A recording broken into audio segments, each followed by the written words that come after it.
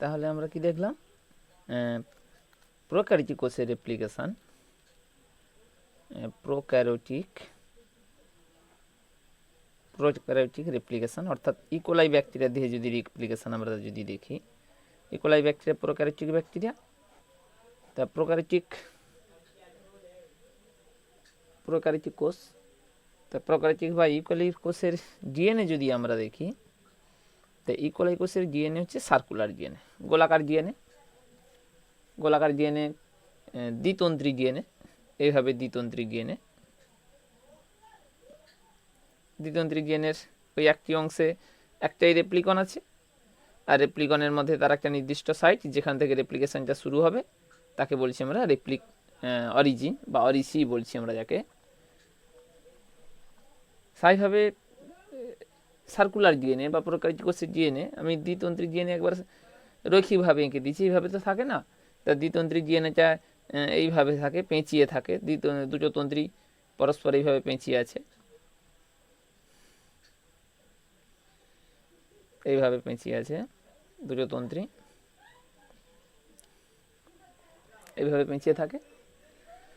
তা স্বাভাবিকভাবে এই অংশটা হচ্ছে রেপ্লিকন, দ্বিতন্ত্রী ডিএনএ, সার্কুলার ডিএনএ, প্রোক্যারিওটিক কোষের রেপ্লিকন, একটাই রেপ্লিকন, এবং রেপ্লিকনের এই অংশটাকে বলছি আমরা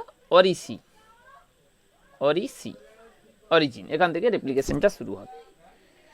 এরপরে আমরা একটা অরিসিকে দেখব যে অরিসির স্থানে কি আছে।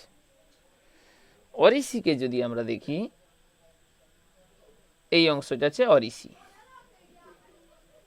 অরিসির স্থানে, একটা নির্দিষ্ট স্থানে, প্রথমে আমরা যদি দেখি অরিসির একটি নির্দিষ্ট স্থানে তিনটা অঞ্চল আছে,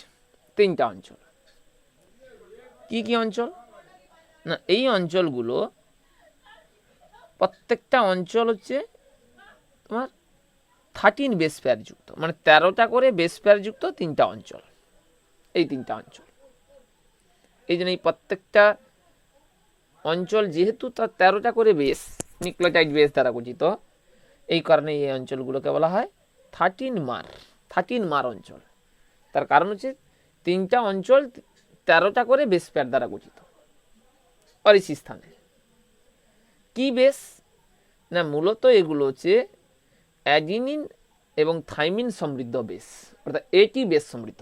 একটি তন্ত্রীতে অ্যাডিনিন থাকলে অপর তন্ত্রীতে থাইমিন থাকবে, এইভাবে দুটো হাইড্রোজেন বন্ধনের দ্বারা যুক্ত আছে।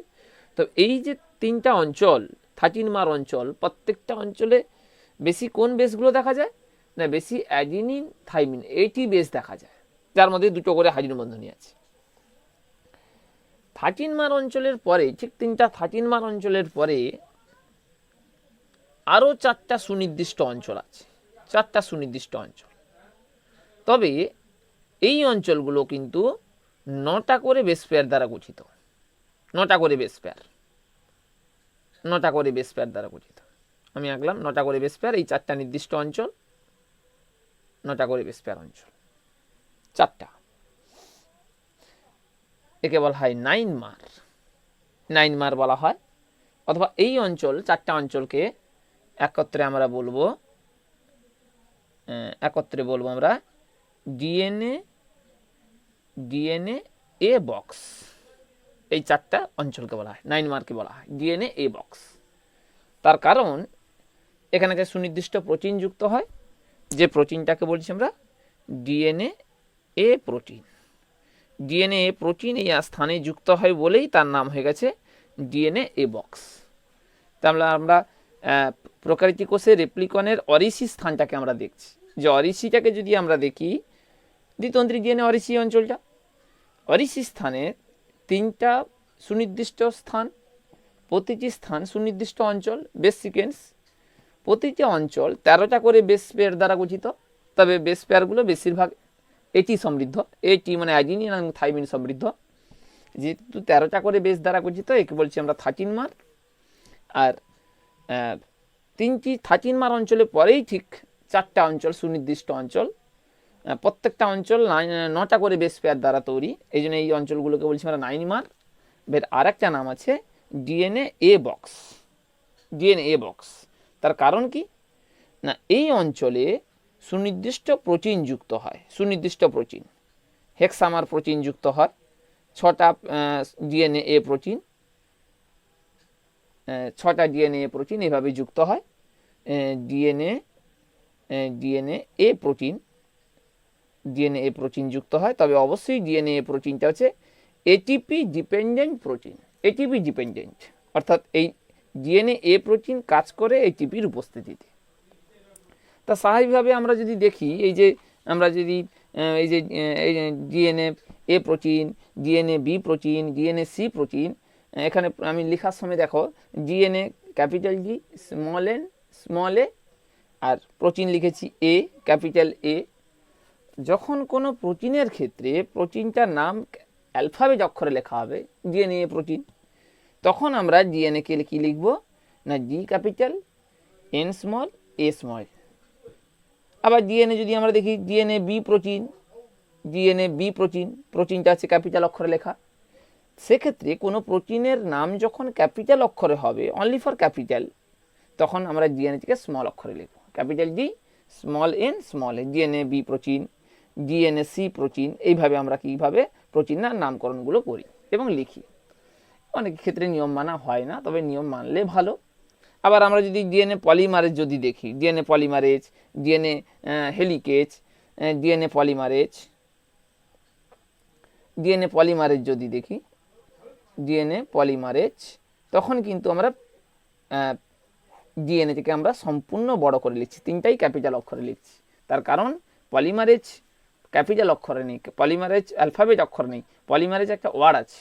এই কারণে আমরা সেক্ষেত্রে ডিএনএটাকে আমরা ক্যাপিটাল অক্ষরে, capital D, capital N, capital A, অর্থাৎ যখন উৎসেচক বা প্রোটিনের নামকরণ অ্যালফাবেট অনুযায়ী হবে, তখন ডিএনএ নাম হবে DNA capital, small N, small এ।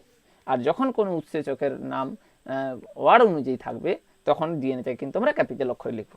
তাহলে এই হলো আমার অরিসি স্থান, অরিসি। তাহলে অরিসিতে আমরা দেখলাম 3টা 13 মার অঞ্চল আর 4টা আছে 9 মার অঞ্চল। 13 মার অঞ্চলগুলো হচ্ছে 13টা করে বেশ সমৃদ্ধ এবং অ্যাডিনিন থাইমিন সমৃদ্ধ, এবং 9 মার অঞ্চলগুলো হচ্ছে 9টা করে বেশ সমৃদ্ধ। এবং এর আরেকটা নাম বলছি আমরা ডিএনএ এ বক্স, তার কারণ হচ্ছে এই অঞ্চলে সুনির্দিষ্ট প্রোটিন যুক্ত হয়, যে প্রোটিনগুলোকে বলছি আমরা ডিএনএ এ প্রোটিন। আর যে ডিএনএ এ প্রোটিনটা কিন্তু এটিপি ডিপেন্ডেন্ট প্রোটিন। এরপরে দেখব যে কীভাবে ডিএনএ রেপ্লিকেশনটা ঘটছে। তা স্বাভাবিকভাবে এই দ্বিতন্ত্রী ডিএনএ, এই দ্বিতন্ত্রী ডিএনএকে আমাকে রেপ্লিকেশন ঘটাতে হলে প্রতিটা তন্ত্রী থেকে একটা করে নতুন তন্ত্রী তৈরি হবে, অর্থাৎ প্রতিটা তন্ত্রীকে দেখে একটা করে নতুন স্ট্র্যান্ড তৈরি হবে। তা নতুন স্ট্র্যান্ড তৈরি করতে হলে এই দুটো স্ট্র্যান্ড এইভাবে তো পেঁচিয়ে আছে, তাহলে দুটো তন্ত্রীকে আমাকে এইভাবে কী করতে হবে, আলাদা করতে হবে। তা এইভাবে আমি দুটো তন্ত্রী এইভাবে আছে, দুটো তন্ত্রী এইভাবে আছে। তা দুটো তন্ত্রীকে এইভাবে রাখলে আমাকে দুটো তন্ত্রী যখন আলাদা হবে, তাহলে দুটো তন্ত্রীকে আলাদা হতে হবে, এইভাবে আলাদা হতে হবে। তাহলে এই তন্ত্রীকে দেখে একটা নতুন স্ট্র্যান্ড, আবার এই তন্ত্রীকে একটা নতুন স্ট্র্যান্ড। তাহলে দুটো তন্ত্রীকে যে আমরা আলাদা করব, অর্থাৎ এই যে দুটো তন্ত্রীকে আলাদা করব, তা দুটো তন্ত্রীকে কিভাবে আলাদা করব, তার কারণ হচ্ছে এই দুটো তন্ত্রীর মধ্যে কিন্তু বন্ধনী আছে। কি বন্ধনী না, বন্ধনীগুলোকে বলছি আমরা হাইড্রোজেন বন্ধনী। তা হাইড্রোজেন বন্ধনীগুলোকে আমরা কিভাবে ভাঙবো, অর্থাৎ দ্বিতন্ত্রী ডিএনএকে আগে আমাকে একতন্ত্রী ডিএনএতে রূপান্তরিত করতে হবে। তা দ্বিতন্ত্রী ডিএনএকে একতন্ত্রী রূপান্তরিত করব আমরা কোথায় না, এই অরিসি স্থানে কিন্তু আমাকে আগে দ্বিতন্ত্রী ডিএনএকে একতন্ত্রী ডিএনএতে রূপান্তরিত করতে হবে, কারণ যেহেতু এখান থেকেই রেপ্লিকেশনটা শুরু হবে। তা কিভাবে আমরা আলাদা কিভাবে করব না, প্রথমেই ডিএনএকে তন্ত্রী দুটোকে আলাদা করার জন্য প্রথমে কিন্তু ডিএনএ এ প্রোটিন যুক্ত হয়ে যায়। হেক্সামার ডিএনএ প্রোটিন 6টা প্রোটিন যুক্ত হয়ে যাবে। কোন অঞ্চলে যুক্ত হবে না, 9 মার অঞ্চলে 6টা হেক্সামার ডিএনএ এ প্রোটিন এটিপির সাহায্যে সংযুক্ত হয়, এবং সংযুক্ত হওয়ার পরে ওই 9 মার অঞ্চল কি করে না, এই ডিএনএ এ প্রোটিনকে এইভাবে ঘিরে ফেলে। কিভাবে ঘিরে ফেলবে, আমরা যদি ছবিটা দেখি কিভাবে ঘিরে ফেলবে, দেখো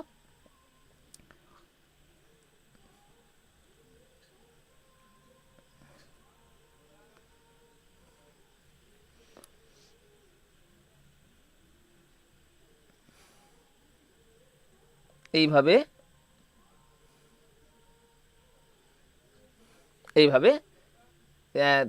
ঘিরে ফেলে, অর্থাৎ ডিএনএ এ প্রোটিনগুলো হেক্সামার ডিএনএ প্রোটিন, হেক্সামার ডিএনএ এ প্রোটিনকে ওই 9 মার অঞ্চল কি করবে, তাকে আবৃত করে ফেলবে। এই অঞ্চলটা হচ্ছে আমার 13 মার অঞ্চল, 1 2 3টা 13 মার অঞ্চল, 3টা অঞ্চল হচ্ছে 13 মার অঞ্চল। আর এই অঞ্চলগুলো আমার 9 মার অঞ্চল, 1 2 3 4, 4টা আমার 9 মার অঞ্চল আছে। যে 9 মার অঞ্চলের কেন্দ্রে DNA A protein, DNA A protein, DNA A protein, যে ডিএনএ এ প্রোটিন উপস্থিত থাকে কার উপস্থিতিতে, না এটিপির সাহায্যে, এখানে এটিপির সাহায্যে কি করে, না শক্তিকে ব্যবহার করে এটিপিকে হাইড্রোলাইসিস করবে ডিএনএ প্রোটিন। এটিপিকে হাইড্রোলাইসিস করলে আমরা কি পাবো, শক্তি পাবো, এটিপি প্লাস অজৈব ফসফেট প্লাস শক্তি পাবো। যে শক্তির ফলে, ওই যে শক্তি এটিপিকে ভাঙলে আমরা কি পাচ্ছি, এডিপি প্লাস অজৈব ফসফেট প্লাস শক্তি। ওই শক্তিকে কাজে লাগিয়ে, মানে এনার্জিকে কাজে লাগিয়ে, এই যে বেস মানে 13 মার অঞ্চল, এই 13 মার অঞ্চলে যে বেসগুলো আছে, কি বেস, এটি বেস, অর্থাৎ অ্যাডিনিন এবং থাইমিন সমৃদ্ধ বেস। যে ক্ষেত্রে অ্যাডিনিন এবং থাইমিনের মধ্যে বন্ধনী থাকে 2টো হাইড্রোজেন বন্ধনী, এবং গুয়ানিন এবং সাইটোসিনের মধ্যে থাকে 3টা হাইড্রোজেন বন্ধনী। তা স্বাভাবিকভাবে অ্যাডিনিন এবং থাইমিনের মধ্যে যে হাইড্রোজেন বন্ধনী, তাকে ভাঙা অনেকটা সহজ এবং কম শক্তি লাগবে। যেখানে গুয়ানিন এবং সাইটোসিনের মধ্যে যে 3টা হাইড্রোজেন বন্ধনী, একে ভাঙতে অনেক বেশি পরিমাণ শক্তি লাগবে। এই কারণে যে ডিএনএ এ প্রোটিন প্রথমে সংযুক্ত হলো ডিএনএ এ বক্সে, অর্থাৎ 9 মার অঞ্চলে। যুক্ত হয়ে যাওয়ার সাথে সাথে 9 মার অঞ্চলটা ডিএনএ এ প্রোটিনকে কী করে, রাউন্ড করে ফেলে, মানে ঘিরে ফেলে। যার কেন্দ্রীয় অংশে, অর্থাৎ 9 মার অঞ্চলের কেন্দ্রীয় অংশে কে অবস্থান করে, ডিএনএ এ প্রোটিন। ও এটিপিকে সাহায্য করে, অর্থাৎ এটিপির বিশ্লেষণ ঘটিয়ে শক্তি তৈরি করে ডিএনএ প্রোটিন। এই জন্য তাকে বলছি আমরা এটিপি ডিপেন্ডেন্ট প্রোটিন। শক্তির সাহায্যে এই 13 মার অঞ্চলের যে অ্যাডিনিন এবং থাইমিন সহ যে বেসগুলো আছে, ওই বেসগুলোর মধ্যে হাইড্রোজেন বন্ধনী কী করে দেয়, ভেঙে দেয়। এবার হাইড্রোজেন বন্ধনী ভেঙে দিলে কি হবে, না হাইড্রোজেন বন্ধনী ভেঙে দিলে তখন স্ট্রাকচারটা দেখবে কীভাবে হবে, এইভাবে।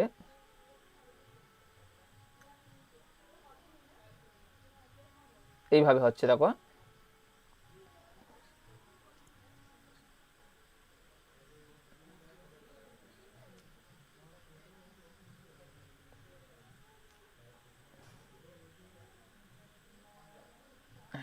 এইভাবে একটা বাবুল তৈরি হচ্ছে। যে বাবুলটাকে আমরা বলছি আমরা replication, replication, replication Babul, replication Babul.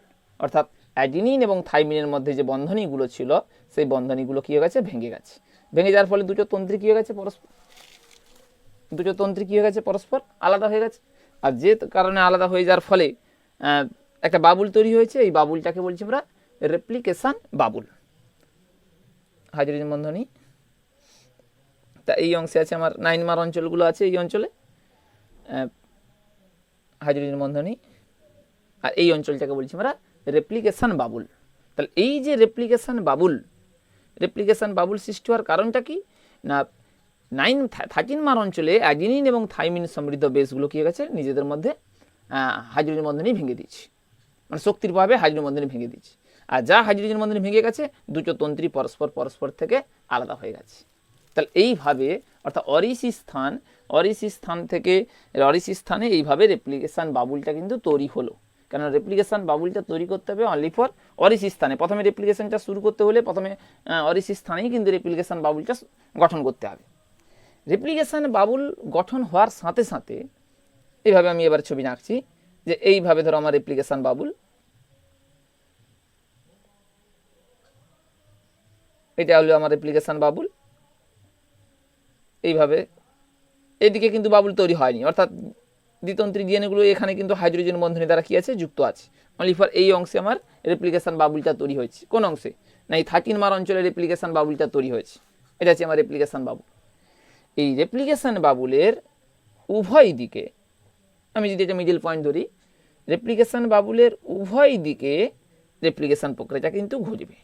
অর্থাৎ এই তন্ত্রীকে দেখে একটা নতুন স্ট্যান্ড তৈরি হবে, এবং এই তন্ত্রীকে দেখে একটা নতুন স্ট্যান্ড তৈরি হবে রেপ্লিকেশন বাবুলের উভয় দিকে, এদিকেও ঘটবে এদিকেও ঘটবে। এই জন্য আমরা রেপ্লিকেশনকে বলছি আমরা বাই ডাইরেকশনাল প্রসেস। সেক্ষেত্রে এই যে হাইড্রোজেন বন্ধনী ভেঙে গেল কোন স্থানে, অরিসি স্থানে, কিন্তু অরিসি স্থানের পরে যে হাইড্রোজেন বন্ধনীগুলো আছে এই অংশে কিন্তু ডিএনএ এ প্রোটিন অর্থাৎ এটিপি ডিপেন্ডেন্ট যে প্রোটিন বলছিলাম ডিএনএ এ প্রোটিন, ওরা কিন্তু ওই প্রোটিন কিন্তু ডিএনএ দ্বিতন্ত্রী ডিএনএকে ভাঙতে পারে না, অর্থাৎ হাইড্রোজেন বন্ধনীগুলোকে ভাঙতে পারে না। ও অনলি ফর শুধুমাত্র এই 13 মার অঞ্চলের হাইড্রোজেন বন্ধনীগুলোকে ভেঙে দেয়, রেপ্লিকেশন বাবুল গঠন করছে। সেক্ষেত্রে দ্বিতন্ত্রী ডিএনএর এই মানে এই অংশের দ্বিতন্ত্রী ডিএনএকেও আলাদা করতে হবে, শুধু যে এই অংশকে আলাদা করতে হবে এমন নয়, পুরো দ্বিতন্ত্রী ডিএনএ অণুটাকেই আলাদা করতে হবে। দ্বিতন্ত্রী ডিএনএ তন্ত্রীকে আলাদা করার জন্য কিছু উৎসেচক আসবে। প্রথম যে উৎসেচক আসবে, যে উৎসেচকটাকে বলছি আমরা DNA B protein, DNA B protein দ্বিতীয় উৎসেচক ডিএনএ বি প্রোটিন। সেক্ষেত্রে ডিএনএ এ প্রোটিন 13 মার অঞ্চলে রেপ্লিকেশন বাবুল তৈরি করেছে। কীভাবে বাবুল তৈরি করেছে না, অ্যাজিনিন এবং থাইমিনের মধ্যে হাইড্রোজেন বন্ধনী ভেঙে দিয়ে। 13 মার অঞ্চল বাদে যে ডিএনএ তন্ত্রীর মধ্যে যে হাইড্রোজেন বন্ধনী ভাঙতে হবে, সেক্ষেত্রে কিন্তু ডিএনএ এ প্রোটিন কাজ করে না। কাজ করে কোন প্রোটিন না, DNA B protein. DNA B প্রোটিনের আরেক নাম হচ্ছে DNA helicase. DNA helicase, DNA helicase কি করে না, ডিএনএ হেলিকেজ দ্বিতন্ত্রী ডিএনএ অণুর মধ্যে হাইড্রোজেন বন্ধনী ভেঙে ফেলে। মানে এই দ্বিতন্ত্রী ডিএনএ অণু এদিকে হোক আর এদিকে হোক, দ্বিতন্ত্রী ডিএনএ অণুর মধ্যে কিন্তু হাইড্রোজেন বন্ধনী ভেঙে ফেলবে। তাহলে এই পাশেও একইভাবে ডিএনএ হেলিকেজ যুক্ত হয়েছে, ডিএনএ হেলিকেজ বা যাকে বলছি আমরা ডিএনএ বি প্রোটিন। এই DNA B protein ATP dependent protein, এও একইভাবে এটিপির সাহায্যে কাজ করে। এটিপি ছাড়া এই সমস্ত প্রোটিন কিন্তু কাজ করতে পারে না। এটিপি ডিপেন্ডেন্ট প্রোটিন, যেখানে ডিএনএ এ প্রোটিনও ছিল ATP dependent protein, DNA B প্রোটিনও কিন্তু এটিপি ডিপেন্ডেন্ট প্রোটিন। আর এই ডিএনএ বি প্রোটিনকে সংযুক্ত করতে সাহায্য করে একাধিক প্রোটিন। মানে ডিএনএ বি প্রোটিন একা একা গিয়ে ওই স্থানে যুক্ত হতে পারবে না, ডিএনএ বি প্রোটিনকে সংযুক্ত হতে সাহায্য করে একাধিক বি প্রোটিন। কি কি একাধিক বি প্রোটিন, একাধিক প্রোটিন না, DNA C protein, DNA C protein, pri A protein, pri A protein, pri B protein, pri C protein, pri C protein. এই 5টা প্রোটিন 1 2 3 4 এবং ডিএনএ টি প্রোটিন, এখানে লেখা হলো না, ডিএনএ টি প্রোটিন। এই 5টা প্রোটিন ডিএনএ বিকে ওখানে জুড়তে সাহায্য করে, মানে সংযুক্ত হতে সাহায্য করবে।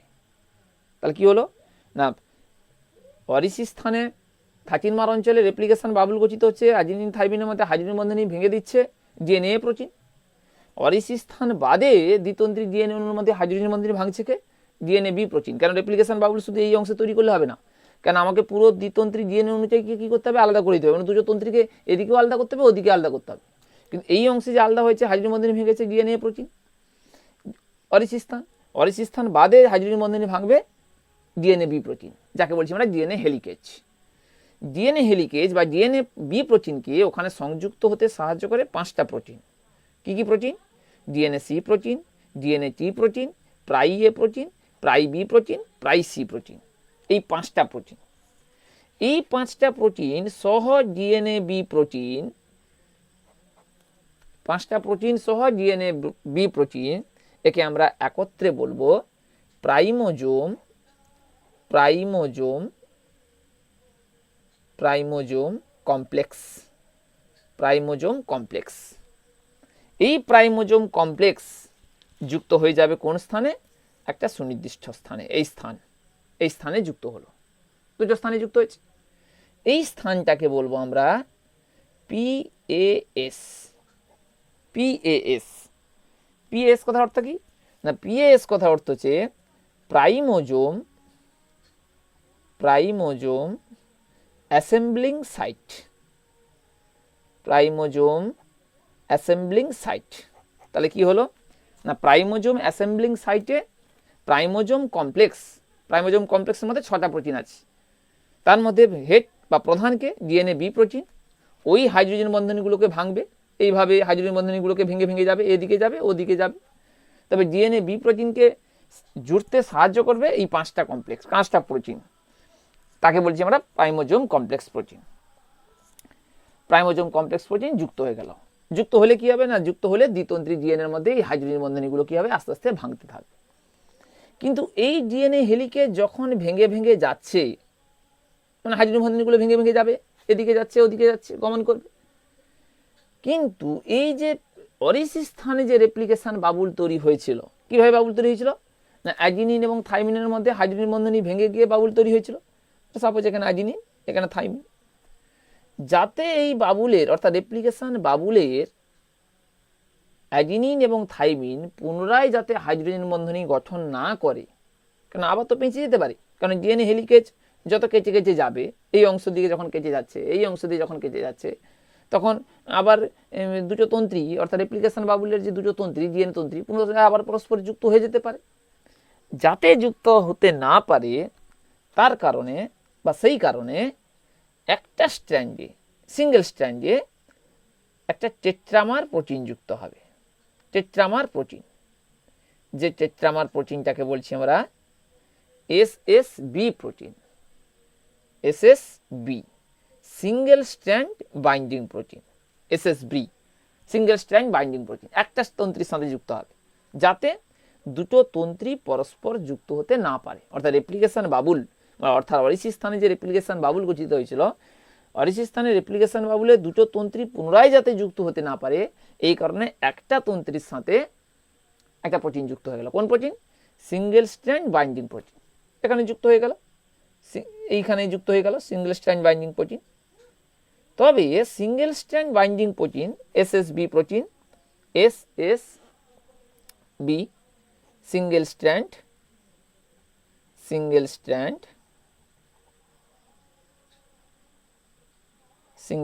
Binding protein.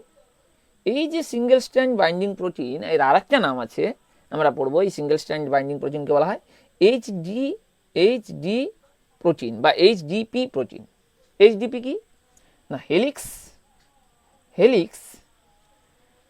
ডিস্টেবিলাইজিং প্রোটিন, অর্থাৎ দুটো তন্ত্রীকে স্টেবিলাইজ করতে বাধা দেয়। এই জন্য তাকে বলছি আমরা helix destabilising protein, HDP protein. Tetramer protein, একটা এসএসবি প্রোটিন যুক্ত হওয়ার সাথে সাথে অপর আবার একটা এসএসবি প্রোটিন যুক্ত হয়ে যাবে, অর্থাৎ একটা এসএসবি প্রোটিন অপর এসএসবি প্রোটিনের সঙ্গে যুক্ত হতে সাহায্য করে। আর এদের এই যুক্ত হওয়াকে বলছি আমরা কোঅপারেটিভ বন্ডিং, অর্থাৎ একটা এসএসবি প্রোটিন অন্য একটা এসএসবি প্রোটিন সংযুক্ত হতে উদ্দীপনা প্রদান করে, উদ্দীপিত করে। তা যুক্ত হয়ে গেল, এসএসবি প্রোটিন যুক্ত হলো, ডিএনএ হেলিকেজ যুক্ত হলো, তা স্বাভাবিকভাবে ডিএনএ হেলিকেজ এদিকে কেটে কেটে যাচ্ছে। এবারে দেখো, যখনই কেটে যাবে, মানে স্বাভাবিকভাবে আমরা যদি দেখি, আমরা মানে সিঙ্গেল স্ট্র্যান্ড ডিএনএটাকে যদি দেখি, এইভাবে যদি আমরা এই অংশে দিয়ে যদি দেখি,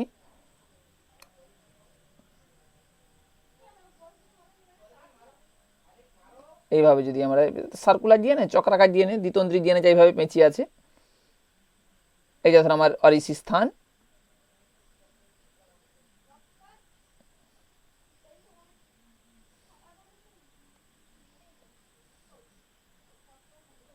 অরিস স্থান, এইভাবে দ্বিতন্ত্রী ডিএনএ আমার পেঁচিয়ে আছে, এইভাবে পেঁচিয়ে আছে অরিস স্থান। এটা হচ্ছে আমার রেপ্লিকেশন বাবুল, এই হচ্ছে রেপ্লিকেশন বাবুল। রেপ্লিকেশন বাবুলের উভয় দিকে কি যাচ্ছে না, ডিএনএ হেলিকেজ কেটে কেটে যাচ্ছে। ডিএনএ হেলিকেজ যখন কেটে যাবে, অর্থাৎ এই অংশে যখন হাইড্রোজেন বন্ধনী ভাঙবে, তখন এইগুলোর ডিএনএর মধ্যে হাইড্রোজেন বন্ধনী মানে দ্বিতন্ত্রী ডিএনএটা কি হবে, পেঁচিয়ে যাবে। সেইভাবে যখন ডিএনএ তো এইভাবে রৈখিক থাকে না, ডিএনএটা পেঁচিয়ে থাকে,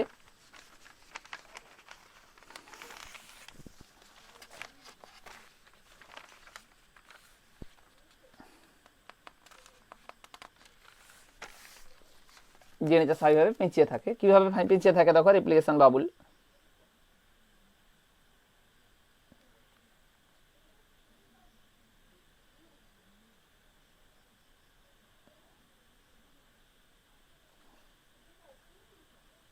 এই হলো রেপ্লিকেশন বাবুল।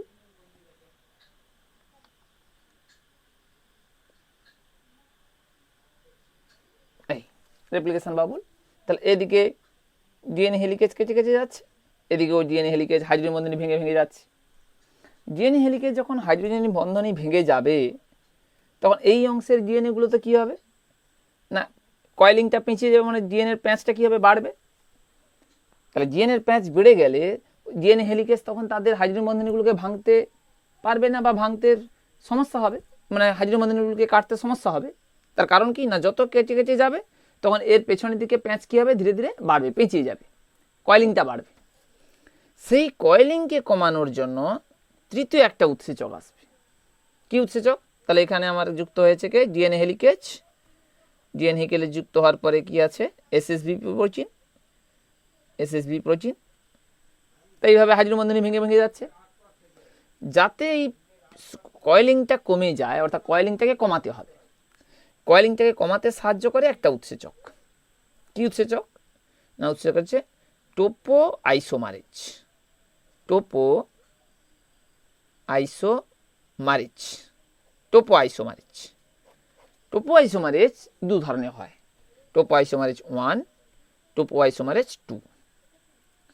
প্রোক্যারিওটিক কোষের ক্ষেত্রে মূলত টোপো আইসোমারেজ 2ই কাজ করে, টোপো আইসোমারেজ 2।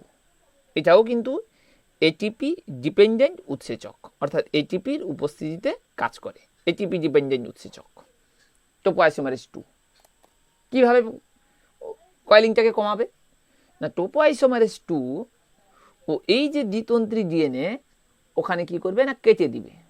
মানে দ্বিতন্ত্রী ডিএনএগুলোকে এইভাবে আছে তো, এইভাবে দ্বিতন্ত্রী ডিএনএ যা ছিল, এইভাবে দ্বিতন্ত্রী ডিএনএ ছিল, এইভাবে কী করছে, কেটে দিচ্ছে মাঝখানে, এইভাবে দ্বিতন্ত্রী ডিএনএটাকে কেটে দিচ্ছে।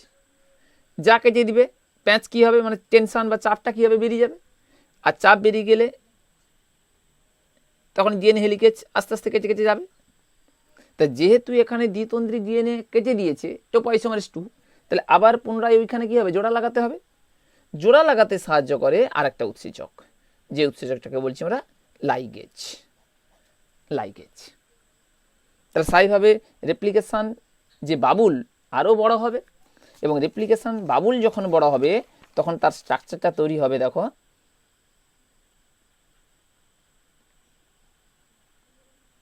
এইভাবে স্ট্রাকচারটা তৈরি, অর্থাৎ রেপ্লিকেশান বাবুলের আকারটা কী হচ্ছে, বাড়ছে, এবং তখন আকৃতিটা কার মতন হচ্ছে, এই হচ্ছে রেপ্লিকেশান বাবুল, আকারে আরও বাড়ছে। তাহলে ডিএনএ প্যাঁচ খুলবে, ডিএনএর পেছনের দিকে প্যাঁচ খুলতে সাহায্য করছে কে, টোপো আইসোমারেজ বা গাইডেজ। এখানে যুক্ত আছে ডিএনএ হেলিকেজ, যুক্ত আছে এসএসজি প্রোটিন। এইভাবে কিন্তু রেপ্লিকেশান প্রসেসটা কী হচ্ছে, ইনিশিয়েট হচ্ছে। আর তখন মানে একভাবে মানে ডিএনএ হেলিকেজ যখন হাইড্রোজেন বন্ধনী ভাঙতে ভাঙতে যখন দ্বিতন্ত্রী ডিএনএ অণুর দু প্রান্তে পৌঁছে গেল, আমি যদি টোটাল একটা অর্ধেক ফেজ ধরে নিই, মানে এ পাশেও যা আছে, এদিকেও যা আছে, ওদিকেও তা আছে, তখন কিন্তু দুটো তন্ত্রী পরস্পর পরস্পর থেকে কী হয়ে গেছে, আলাদা হয়ে গেছে। আর এই আলাদা হয়ে কার মতন সৃষ্টি করছে না, আলাদা হয়ে এই যে অংশ, মানে এই অংশ, এই অংশটাকে বলছি আমরা ওয়াই আকৃতি অংশ, এই অংশটাকে বলছি আমরা রেপ্লিকেশান ফর্ক। রেপ্লিকেশান রেপ্লিকেশান ফর্ক, রেপ্লিকেশান ফর্ক, মানে তখন স্ট্রাকচারটা এইভাবে দেখা দিবে। কীভাবে দেখা দিবে, এই এই 5 prime to 3 prime, 3 prime to 5 prime, এগুলো হচ্ছে হাইড্রোজেন বন্ধনী। হাইড্রোজেন বন্ধনী আমি রেপ্লিকেশান বলে একদিকে যা আছে এদিকেও তা আছে একই, অর্থাৎ আমি অর্ধেকটা এঁকেছি, এই অংশটা ধরো, এই অংশটা এঁকেছি, এই অংশটা ধরো এঁকেছি, আবার এদিকেও একইভাবে আছে, এইভাবে আছে 5 প্রাইম টু 3 প্রাইম। এখানে আছে ডিএনএ হেলিকেজ, ডিএনএ হেলিকেজ, তারপরে আছে SSB protein, single strand binding protein, single strand binding protein. আর ডিএনএ হেলিকেজ এইভাবে যাচ্ছে। আর এক্ষেত্রে এখানে যুক্ত আছে পজিটিভ কয়েলিংটাকে নেগেটিভ সুপার কয়েলিংয়ে রূপান্তরিত করছে কে, টোপো আইসোমারেজ। টোপো আইসোমারেজ বা এর আরেকটা নাম আছে গাইডেজ, টোপো আইসোমারেজ বা একে বলছি আমরা গাইডেজ। গাইডেজ এই হলো আমার রেপ্লিকেশন ফর্ক। এই তন্ত্রীকে দেখে একটা নতুন স্ট্র্যান্ড তৈরি হবে, এই তন্ত্রীকে দেখে একটা নতুন স্ট্র্যান্ড তৈরি হবে, রেপ্লিকেশন ফর্ক। এবার এই যে রেপ্লিকেশন যে ঘটবে, এই রেপ্লিকেশনের যে প্রধান উৎসেচক, রেপ্লিকেশনের প্রধান উৎসেচক কি না ডিএনএ পলিমারেজ। ভালো করে শুনবে, রেপ্লিকেশনের প্রধান উৎসেচক ডিএনএ পলিমারেজ। তা পলিমারেজ কেন না পলিমারেজ, তার কারণ হচ্ছে পলিমারাইজেশন ঘটায়, পলিমার তৈরি করে। কিসের পলিমার না ডিএনএ এর একক, গঠনগত একক আমরা জানি ডিঅক্সিরাইবোনিউক্লিওটাইড। সেক্ষেত্রে ডিএনএ পলিমারেজ ও হচ্ছে নিউক্লিওটাইডের পলিমার তৈরি করে, এই জন্য তাকে বলছি আমরা পলিমারেজ, অর্থাৎ নিউক্লিওটাইডের পলিমার, অর্থাৎ একাধিক নিউক্লিওটাইডগুলোকে এভাবে পরপর পরপর যুক্ত করে দেবে, নিউক্লিওটাইডের পলিমার, এই জন্য তার নাম হয়ে গেছে পলিমারেজ। ডিএনএ পলিমারেজ রেপ্লিকেশনের প্রধান উৎসেচক ডিএনএ পলিমারেজ। এই ডিএনএ পলিমারেজ মূলত তিন ধরনের। কি কি না ডিএনএ পলিমারেজ 1, ডিএনএ পলিমারেজ 2 এবং DNA polymerase 3। DNA polymerase 1, DNA polymerase 2 এবং DNA polymerase 3। DNA polymerase 1, DNA polymerase 2 এবং ডিএনএ পলিমারেজ 3। প্রথমে দেখবো আমরা ডিএনএ পলিমারেজ 1। ডিএনএ পলিমারেজ 1 মূলত হচ্ছে মনোমেরিক, একটা সাব ইউনিট দ্বারা গঠিত, মনোমেরিক একটা সাব ইউনিট, মনোমেরিক মূলত এটা পলিপেপটাইড চেন, পলিপেপটাইড চেন দ্বারা তৈরি, একটাই মাত্র পলিপেপটাইড চেন দ্বারা তৈরি ডিএনএ পলিমারেজ 1। আণবিক ওয়েট বা মলিকুলার ওয়েট যদি দেখি, প্রায় ধরো 103 কিলো ডাল্টন ডিএনএ পলিমারেজ 1-এর। এই ডিএনএ পলিমারেজ 1-কে যদি আমরা একটা প্রোটিওলাইটিক উৎসেচক, অর্থাৎ উৎসেচক দিয়ে যদি আমরা একে কেটে দিই, তাই সেক্ষেত্রে ডিএনএ পলিমারেজ 1 দুটো সাব ইউনিট, অর্থাৎ দুটো খণ্ডকে, পলিপেপটাইড চেইনটা দুটো খণ্ডকে বিভক্ত হয়ে যাবে, একটা বড় খণ্ডক আর একটা হচ্ছে ছোট খণ্ডক, বড় খণ্ডক এবং ছোট খণ্ডক। বড় খণ্ডককে বলা হয়, বড় খণ্ডকটা মূলত প্রায় ধরো 68 মানে 68 কিলো ডাল্টন, এবং ছোট ফ্র্যাগমেন্ট এটা হচ্ছে 35 বা 35 কিলো ডাল্টন। এই যে বড় খণ্ডক, এই বড় খণ্ডকটাকে বলা হয় ক্লিনো ফ্র্যাগমেন্ট। ক্লিনো ক্লিনো এগুলো নিচে আসে, জয়েন্ট এন্ট্রান্স মেডিকেলেও আসে ক্লিনো ফ্র্যাগমেন্ট। প্রশ্নটা কীভাবে আসে না ক্লিনো ফ্র্যাগমেন্ট কোন উৎসেচকে দেখা যায়? DNA polymerase 1, DNA polymerase 2, DNA polymerase 3। সঠিক উত্তর হবে ডিএনএ পলিমারেজ 1, অর্থাৎ ডিএনএ পলিমারেজ পলিপেপটাইড চেনকে যদি আমরা প্রোটিওলাইটিক উৎসেচক দিয়ে কেটে দিই, সেক্ষেত্রে বড় যে খণ্ডকটা তৈরি হবে তখন তাকে বলছি আমরা ক্লিনো ফ্র্যাগমেন্ট। ক্লিনো ফ্র্যাগমেন্টের দৈর্ঘ্য 68 কিলো ডাল্টন, 68। এই ডিএনএ পলিমারেজের আর একটা নাম আছে, এর নাম হচ্ছে কর্নবার্গ এনজাইম। কর্নবার্গ কেন না বিজ্ঞানী কর্নবার্গ, থমাস কর্নবার্গ সম্ভবত 1956 সালে এই উৎসেচকটাকে আবিষ্কার করেছিলেন, এই জন্য তার নাম অনুসারে বলা হয় কর্নবার্গের উৎসেচক। প্রশ্ন আসে, এখান থেকেও প্রশ্ন আসে, এমসিকিউ আসে যে কর্নবার্গের উৎসেচক কোন উৎসেচককে বলা হয়? ডিএনএ পলিমারেজ 1, ডিএনএ পলিমারেজ 2 অথবা ডিএনএ পলিমারেজ 3। সঠিক উত্তর ডিএনএ পলিমারেজ 1। তা কাজ কি না এই ডিএনএ পলিমারেজ 1 হোক, ডিএনএ পলিমারেজ 2 হোক আর ডিএনএ পলিমারেজ 3 হোক, এদের প্রধান কাজ কিন্তু পলিমারাইজেশন ঘটানো। কি পলিমারাইজেশন ঘটানো না মূলত এদের প্রধান কাজ যেভাবে পলিমারাইজেশন ঘটায়, কিভাবে ঘটায় না 5 prime to 3 prime, 5 prime to 3 প্রাইমের দিকে পলিমার যুক্ত করে, নিউক্লিওটাইড পলিমার। আমরা সেই নিউক্লিওটাইড পলিমার আমরা আগে দেখেছি নিউক্লিক অ্যাসিডের স্ট্রাকচারে। নিউক্লিওটাইড পলিমারগুলো কিভাবে যুক্ত হয়? নিউক্লিওটাইড পলিমার ডিঅক্সিরাইবোজ সুগার, যার 5 নম্বরে আছে ফসফরিক অ্যাসিড বা ফসফেট, আর 3 নম্বরে আছে OH। আবার একইভাবে 1 নম্বরে আছে নাইট্রোজেন বেস N2 বেস, আবার ডিঅক্সিরাইবোজ সুগার, যার 5 নম্বরে আছে ফসফেট, 1 নম্বরে আছে নাইট্রোজেন বেস N2 বেস, আর 3 নম্বর কার্বনে আছে OH। তা স্বাভাবিকভাবে এই দুটো নিউক্লিওটাইডকে আমরা যুক্ত করব কার সাহায্যে না নিউক্লিওটাইডকে আমরা যুক্ত করছি এই বন্ধনীর সাহায্যে, ফসফেট বন্ধনী। তাহলে এই যে নিউক্লিওটাইডের এই প্রান্তটা হচ্ছে 5 প্রাইম প্রান্ত, আর এই প্রান্তকে বলছি আমরা 3 হাইড্রক্সিল প্রান্ত, 3 প্রাইম প্রান্ত। তাহলে এই যে নিউক্লিওটাইডগুলোকে যুক্ত করছে, নিউক্লিওটাইড কার সঙ্গে যুক্ত করছে না 3 নম্বর প্রান্তের সঙ্গে, অর্থাৎ 3 নম্বর কার্বনে উপস্থিত OH, 5 নম্বর কার্বনে উপস্থিত ফসফরিক অ্যাসিড, এই যে বন্ধনী ফসফোডাইএস্টার বন্ধনী 5 প্রাইম টু 3 প্রাইম। তাহলে এই যে 5 প্রাইম থেকে যে নিউক্লিওটাইডগুলো পরপর যুক্ত করবে, এই যুক্ত করাকেই বলছি আমরা 5 প্রাইম টু 3 প্রাইম পলিমারেশন, অর্থাৎ এই দিকটা হবে 5 প্রাইম আর এই হচ্ছে 3 প্রাইম, অর্থাৎ 5 প্রাইম টু 3 প্রাইমের দিকে একটা করে নিউক্লিওটাইড পলিমারকে যুক্ত করে। কারা যুক্ত করে? ডিএনএ পলিমারেজ 1, ডিএনএ পলিমারেজ 2 এবং ডিএনএ পলিমারেজ 3, তিনটাই কিন্তু 5 prime to 3 prime polymerase activity দেখা যায়। Polymerase activity 5 prime to 3 prime. আর কি দেখায় না এই তিনটা উৎসেচক ডিএনএ পলিমারেজ 1, ডিএনএ পলিমারেজ 2 এবং DNA polymerase 3 prime to 5 prime to 3 prime exonuclease activity. কি এক্সোনিউক্লিয়েজ অ্যাক্টিভিটি আমরা যদি দেখি, দেখো এই হচ্ছে নিউক্লিওটাইডের পলিমার, যার এই প্রান্ত হচ্ছে 5 প্রাইম, এই প্রান্তটা হচ্ছে 3 prime, 5 prime 3 prime. 5 prime to 3 prime exonuclease কি না নিউক্লিওটাইড পলিমারের শেষের দিকে, অর্থাৎ এটা 5 প্রাইম, এই অংশটা হচ্ছে 3 প্রাইম, এই অংশে কাটবে। 5 প্রাইম টু 3 প্রাইম এই অংশে কাটবে, 5 প্রাইম টু 3 প্রাইম এই অংশে কাটবে, অর্থাৎ নিউক্লিওটাইডের বাইরের দিকে কাটবে, বাইরে। এই জন্য তার নাম হয়ে গেছে এক্সোনিউক্লিয়েজ অ্যাক্টিভিটি।